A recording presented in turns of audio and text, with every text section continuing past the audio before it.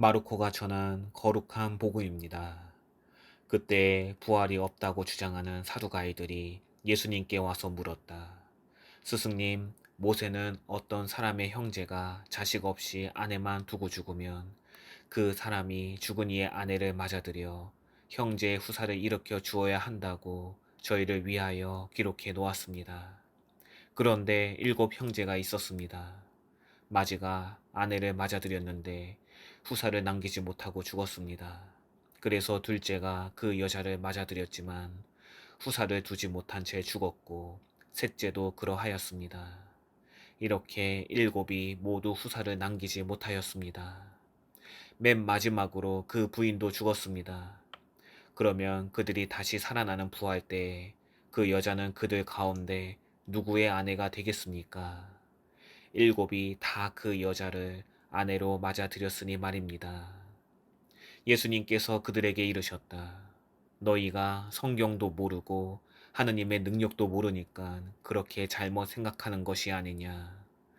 사람들이 죽은 이들 가운데에서 다시 살아날 때에는 장가드는 일도 시집가는 일도 없이 하늘에 있는 천사들과 같아진다.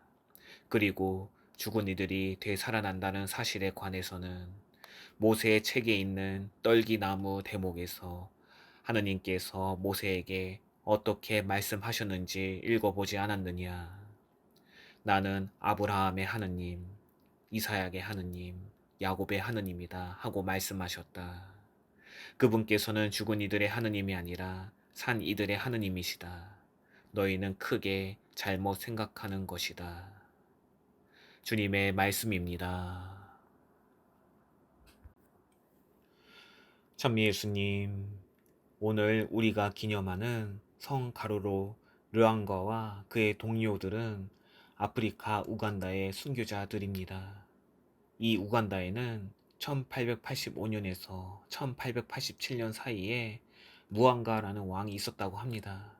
그는 종교를 증오하여 특히 많은 그리스도인들을 죽였다고 하는데요. 그 많은 그리스도인 중에서 특히 아프리카 신앙을 앞장서 지키고자 노력했던 인물이 바로 오늘 우리가 기념하는 성 가롤로 르앙가와 21명의 동료들이었다고 합니다.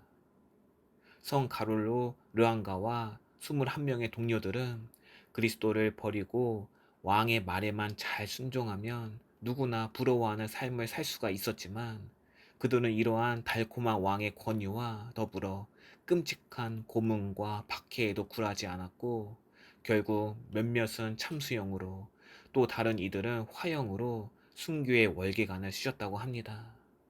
이와 같이 우간다 교회의 밑거름이 된 이들을 바오로 6세 교황님께서는 1964년에 그들을 우간다의 순교자들이라고 부르며 성인의 반련에 오르셨는데 그때 교황님께서는 다음과 같은 말씀을 하셨다고 합니다. 가롤로 르앙가처럼 우리 모두는 그리스도의 표양으로서 어느 곳에 있든지 그리스도의 증인이 되어야 합니다. 우리는 말로든 행동으로든 하느님의 말씀을 전파하기 위하여 불림을 받았습니다. 우리가 비록 살면서 수많은 유혹을 당할 때도 있지만 그때마다 우리는 그 유혹을 과감히 이겨내고 오늘 시성하는 가롤로 르앙가처럼 끊임없이 흔들림 없이 내 안에서 현존하시는 그리스도를 증거할 수 있도록 노력해야만 합니다. 따라서 지금을 사는 우리도 오늘 기념하는 가롤로 르앙과 성인과 그의 동료 순교자들처럼 자신의 신앙을 잘 간직하고 그리스도의 표양으로 살게 된다면 오늘 복음에서 등장하는 사두 가이들처럼 내 틀로만 하느님을 바라보지 않을 것입니다. 오늘 복음에서 등장하는 사두가이들은 교의적으로 영혼의 불멸이나 육체의 부활 및 천사와 영적 존재를 믿지 않았고 예수님을 공경에 빠뜨리고자 하였습니다. 어쩌면 하느님의 진리와 섭리를 자신들의 생각과 틀로 받아들이고 예수님을 공경에 빠뜨리고자 한다는 점은 엄청난 교만이라는 생각이 듭니다. 이렇게 교만에 빠져있던 그들에게 예수님께서는 너희가 성경도 모르고 하느님의 능력도 모르니까 그렇게 잘못 생각하는 것이 아니냐라고 말씀하시면서 부활에 대해서 다시금 말씀해 주고 계십니다. 그분께서는 죽은 이들의 하느님이 아니라 산 이들의 하느님이시다. 우리 인간은 시간과 공간의 물리 법칙으로 내 주변의 모든 것을 바라보고 판단합니다. 즉, 과거, 현재, 미래 등으로 시간을 나누어서 한 인간의 삶의 출발과 여정, 죽음을 바라보게 됩니다.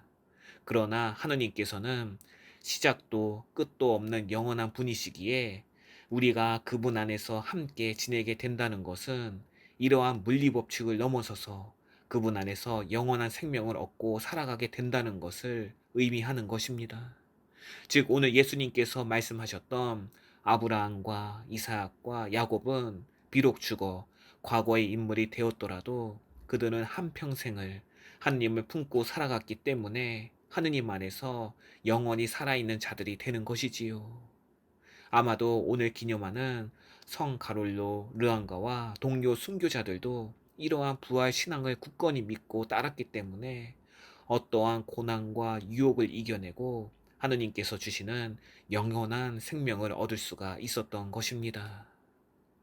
형제 자매 여러분, 어쩌면 생명의 하느님을 진정 섬기는 자는 그분 안에서 살아있는 것이며 하느님을 섬기지 않고 그분을 내 선입관과 틀로만 바라보고 판단하고 있는 신앙생활을 하고 있다면 그것은 죽어있는 삶을 살아가는 것과 마찬가지일 것입니다.